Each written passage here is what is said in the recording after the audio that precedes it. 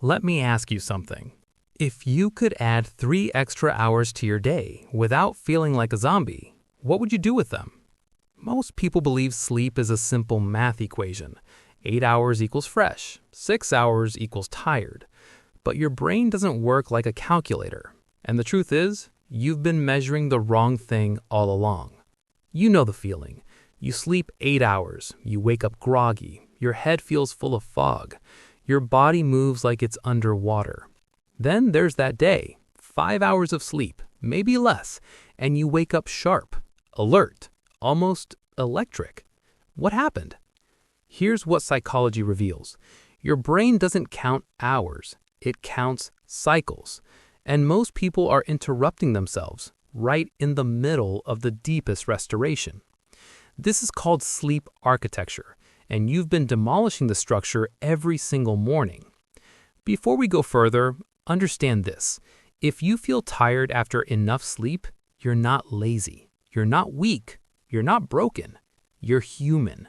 And the human brain operates on a 90-minute ultradian rhythm, the same pattern that governs focus, energy, and restoration. Your ancestors didn't have alarm clocks. They had internal architecture. You still do. You've just been ignoring the blueprint. Here's what your brain does while you sleep.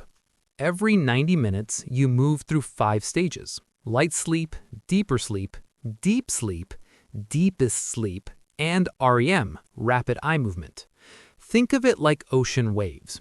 Each cycle is one complete wave. The beginning is shallow, the middle is deep.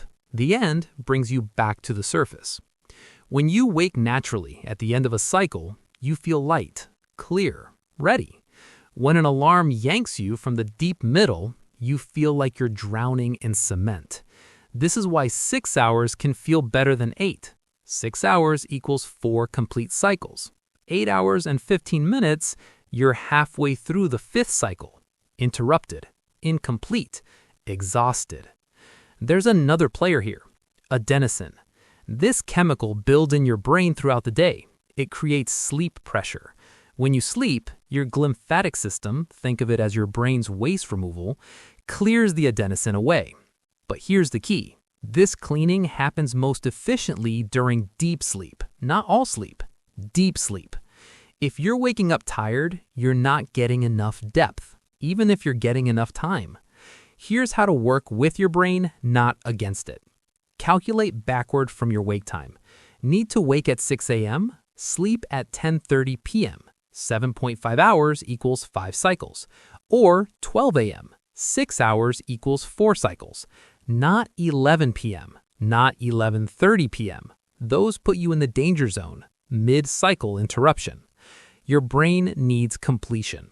Give it whole cycles, not broken fragments. Your brain has a master clock. It's called the suprachiasmatic nucleus. It sits right behind your eyes, and it's controlled by light. Get sunlight within 30 minutes of waking, even on cloudy days, even for 5 minutes. This tells your brain, day has begun. And exactly 14 to 16 hours later, your brain will start releasing melatonin. Without this anchor, your rhythm drifts. And drifting rhythms mean fragmented sleep, no matter how many hours you're in bed. 90 minutes before sleep, your brain needs a runway. Core body temperature must drop. Cortisol must lower. The sympathetic nervous system must quiet. Keep your room cold, around 65 to 68 degrees Fahrenheit, or 18 to 20 degrees Celsius. Avoid screens or use true red light filters. Not night mode, true red. This isn't about discipline. It's about biology. Your brain's transition into sleep is a chemical sequence. Respect the sequence, and sleep becomes effortless. If you must use an alarm, use a sleep cycle alarm. These apps monitor movement. They wake you during light sleep within a 30-minute window of your target time. The difference between waking at 6 a.m. in deep sleep and 6:20 a.m. in light sleep is the difference between fog and clarity. Start paying attention to how you feel, not just how long you slept. Deep sleep is your priority. Adults need 1.5 to 2 hours of deep sleep per night. Exercise increases deep sleep, but not within 3 hours of bedtime. Caffeine blocks adenosine, so no caffeine after 2 p.m. Alcohol fragments your cycles. It might help you fall asleep, but it destroys your architecture. Optimize for depth. Duration will take care of itself. Think of your sleep like this. You are not trying to control the ocean. You are learning to ride the waves. Each 90-minute cycle is a wave. You can't force the wave. You can't skip the wave. You can only align with it.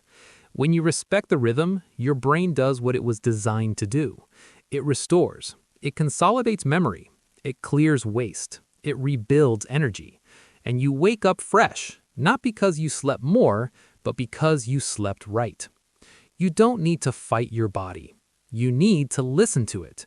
Your brain has been keeping time for thousands of years. It knows the rhythm. It knows the cycles.